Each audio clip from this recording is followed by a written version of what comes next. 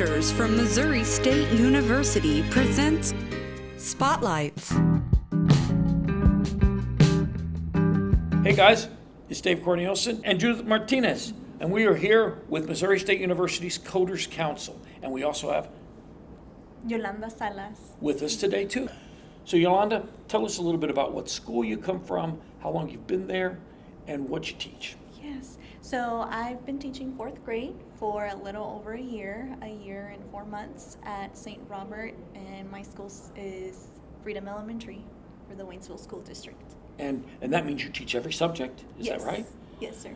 Now Judith, I think you want to weigh in on a little bit about her training. I want to ask you how, you came to Missouri State, what's your background, a little bit of your experience while you were here, being a female in education, and I relate to you since we're both teachers. Yes, so I was originally born in La Paz, Baja California Sur, Mexico.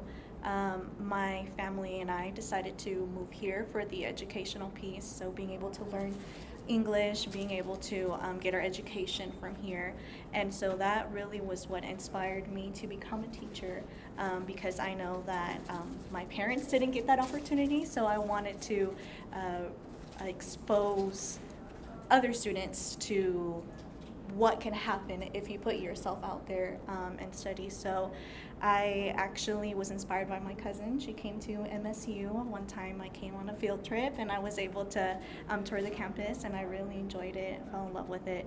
I studied here. I met some great people, some great mentors, and then right after graduating I went and taught at St. Robert. Let me ask you, how did you get brought into our workshop, which is the beginning of a 5-year project to integrate science, technology, engineering, mathematics, coding, math, writing, you name it?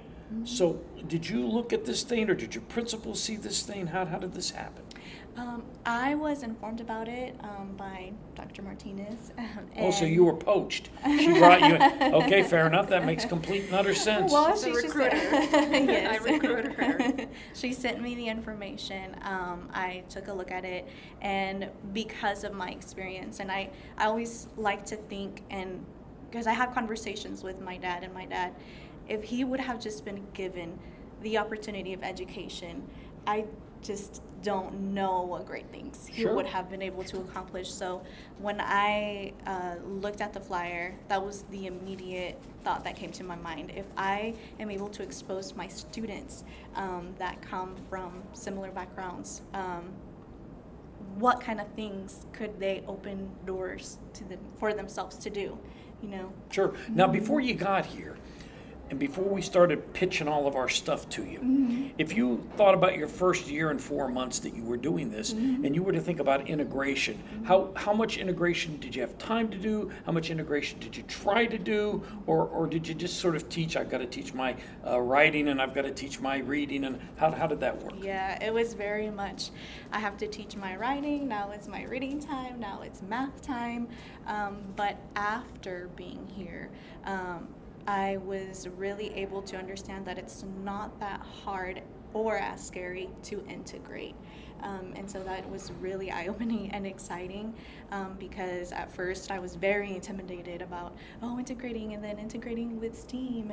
But now I can definitely see it happening in my classroom. So which parts do you think are going to be relatively easy? And then which parts do you think are going to be more difficult? I'm a math person. To me, just math makes sense. And so I think the math with the engineering part and the being able to think critically and analyze and plan for, and then now that I've been introduced to the coding part, that would blend in those 3 components of technology. So you think that'll happen pretty easily? Yes. How about something that won't happen quite as easily? For me, I would say that science part would be my challenge, just because it is hard for me to know and learn how to teach science and science concepts really well to my students. But that is an opportunity to learn and grow in. So I want to challenge myself, and I want to be able to integrate that science piece with the technology piece and the coding piece. Good. And I know we've talked about this a little bit during the week, but what about the writing? And of course you're bilingual, so thinking about languages in the world, how would you put that component? I'm sure you already do it, but how would you strengthen that in the classroom? So at the 4th grade level, we have to teach them how to write different types of writing intended for different audiences. Something that I was thinking about is after they write their essay, being able to take a snippet if they could, or if it's just a short writing piece, being able to plan that out and make that come to life with Alice first, because Right. I think with Alice it's a little bit more of a simpler program, and then of course some of my students already knew Scratch. Really? That was Yeah. good.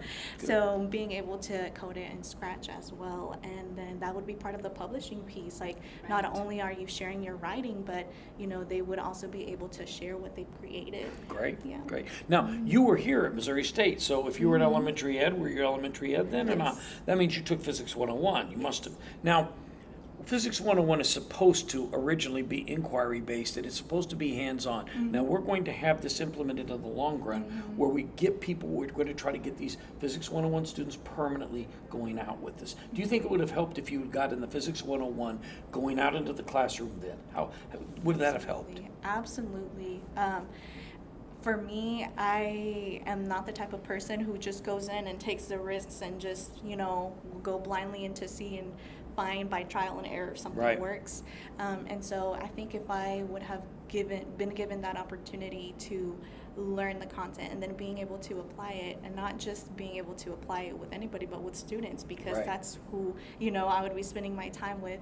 It would have not only equipped me with the skills I needed to teach, but also with the confidence That's very to be important. able to teach hands-on activities, because we know that you remember meaningful experiences, and with hands-on activities, it's a big part of that, other than just Right. taking information. Now, when you have 9-year-olds, right, there'll be nine-ish, you've got 9-year-olds in this district, and so when you're talking to them about stuff, what do you see? Do you see impediments? I mean, we see this all the time. We have students come, and they already have baggage, and they already have things that are limiting them already. They've already got it in their mind. Do you have to deal with that kind of stuff? Do you see this with them, or do they still have a very open mind about what's possible? Absolutely. I do see that a lot in the classroom. But one of the biggest things that really stood out to me throughout the course of this week was that it's so important. I didn't know that there was so much planning behind first being able to code anything, and with planning comes really thinking logically and thinking about what could go wrong, what couldn't go wrong, how can I write this down, how can I create a diagram or design it in a way. And with that also comes being able to be okay with getting frustrated Sure. or not understanding a concept. And I think that's one of the biggest things I saw in my students who were limited in some ways, was that they would get frustrated when they didn't understand, and Right. sometimes block themselves. And so I think for me, that was like the biggest piece. Like, man, if I knew this, I could have helped my students so much. Those particular students, I would just shut down and not be able to get back up and just say, okay, I'm going to try it again. I mean, we all know that that's true. Students many times, unfortunately, for a variety of reasons, self-limit and have decided themselves that that if they can't get something right away, then they're not giving up as much as the frustration just kind of manifests itself. When you think about working on this kind of stuff, do you have content people in your school? Do you have anybody that does just music, or anybody that does just art, or anything like that that you think you can integrate things with? Yes, we have people who just do just music, just art, just physical education. I do know that one of our music teachers, she is really big on somehow getting the students to create, and I don't know what program she uses, but the notes of what Right, they're learning, sure. and she posts them out. So I'm already thinking oh my goodness, I'm pretty sure if I talk to her on how we could come together and collaborate, she would be very excited, because she uses a lot of the technology in her classroom already. Mm-hmm. Well, I do want to ask you a question, but specifically, I'm very proud of you. But being a math and relatively new teacher, you know, this week we're getting closer to the end. What is it that you would tell other females, young teachers in rural areas that you want to share, you know, to encourage them to come to this next year? I would just share that sometimes it's ourselves it's what we tell ourselves that limits us from just being open-minded and trying new things. And don't let people put a label on you. That's know? right. Yeah. That's right. Well, great. Thanks so much for stopping by. I appreciate it very much. Thank you so much. So this is Dave Cornelison And Judith Martinez. for CODERS Council here at Missouri State University. I want you to watch more of our YouTube videos, which are on our YouTube channel, which is msucoders.org. Look at the bottom for the YouTube symbol. We have teaching strategies and Steaming with the Coders. Subscribe.